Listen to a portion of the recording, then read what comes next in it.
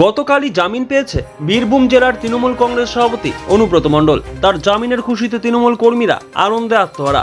অনুব্রতর জামিনের আনন্দে কোথাও আবির খেলা হচ্ছে, আবার কোথাও মিষ্টি বিতরণ করা হচ্ছে, আবার কোথাও পুজো দেওয়া হচ্ছে। আজ অনুব্রত মণ্ডলের জামিনের খুশিতে দুবরাজপুর ব্লকের লোবাকালী মন্দিরে পুজো দেন তৃণমূলের দুবরাজপুর ব্লকের প্রাক্তন সভাপতি ভোলানাথ মিত্রের অনুগামীরা। অনুব্রত মণ্ডল ও তার মেয়ে সুকন্যা মণ্ডলের সুস্থতা কামনা করে এদিন পুজো দেওয়া হয়। এদিন তৃণমূলের উজ্জ্বল ঘোষের উদ্যোগে এই পুজোর আয়োজন করা হয়। পুজোর উপস্থিতি ছিলেন দুবরাজপুর পঞ্চায়েত সমিতির সদস্যা দেবযানী হালদার, তৃণমূল নেতা সুভাষ ভাসরি সহ তৃণমূল কর্মীরা। আজ আমরা লোবা মা, আমাদের এই এলাকার বিখ্যাত মা, যিনি সবার কথা শুনে সবারই মঙ্গল কামনায় ইচ্ছা পূরণ করেন।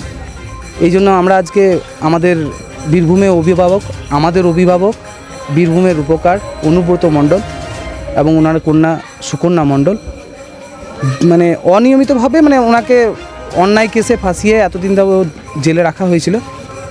সত্যতার প্রকাশ পেয়েছে, উনি জামিন পেয়েছেন, ওনার মেয়ে সুকন্যা মণ্ডল জামিন পেয়েছে।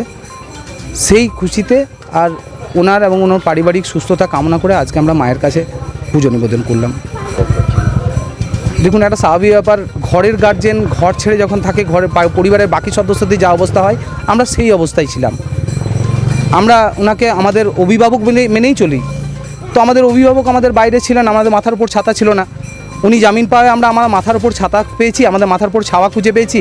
আমরা দুর্গাপুজো থেকে কালী পুজো আমরা সেইভাবে আনন্দে কাটাবো ওনার সঙ্গে, ওনার পাশে থেকে। আপনার নাম? উজ্জ্বল ঘোষ। Sponsored by বিশাল অ্যাম্পোরিয়াম। যুগ বদলেছে জীবনের ধারা। তাই নিজের ঘরকে শৌখিনতায় মুড়ে ফেলতে চলে আসুন। Co-sponsored by